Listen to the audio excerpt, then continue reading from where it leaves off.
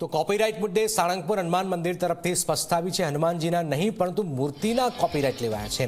ભક્તોને ઠગતા નકલી તત્વો સામે રક્ષણ મેળવવા નિર્ણય લેવાયો છે। નકલી વેબ પેજ બનાવી ભક્તોની આસ્થા સાથે ચેડા થતા હતા। ચીનથી મૂર્તિઓ મંગાવીને વેચાણ થતું હતું।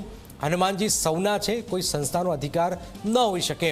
રાજકારણ ન કરવાની અપીલ કરાવી છે, સાળંગપુર મંદિર તરફથી કરવામાં આવી છે। આપણે જણાવી દઈએ કે બ્રહ્મ સમાજે સૌથી પહેલાં નારાજગી વ્યક્ત કરી કે ભગવાનનો કોપીરાઇટ હોવો ન જોઈએ, અને તેને લઈને હવે આ મંદિર ટ્રસ્ટ તરફથી પણ આ વાત સામે આવી છે।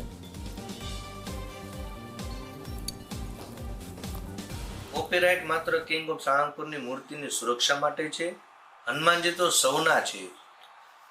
છેલ્લા કેટલાક સમયથી સોશિયલ મીડિયામાં એવી ખોટી અફવા ચાલી રહી છે કે સાળંગપુર શ્રી કષ્ટભંજન દેવ હનુમાનજી મંદિરે હનુમાનજીના કોપીરાઇટ્સ કરાવી લીધા છે, અને હવે કોઈ ભક્ત સંસ્થાની મંજૂરી વગર નવું મંદિર કે હનુમાનજીનું નામ રાખી શકશે નહીં। મંદિર આ બાબતને તદ્દન ખોટી અને ગેરસમજ ગણાવે છે। વાસ્તવિકતા અને કાયદાકીય પગલાંનું આ કારણ છે। સાળંગપુર ધામ ખાતે કિંગ ઓફ સાળંગપુર જે 54 ફીટની ઊંચી મૂર્તિ દાદાની સ્થાપના થઈ, તેના કેટલાક લેભાગુ તત્વો અને ધંધાદારીઓએ ભક્તોને છેતરવાનું મોટું નેટવર્ક શરૂ કર્યું છે।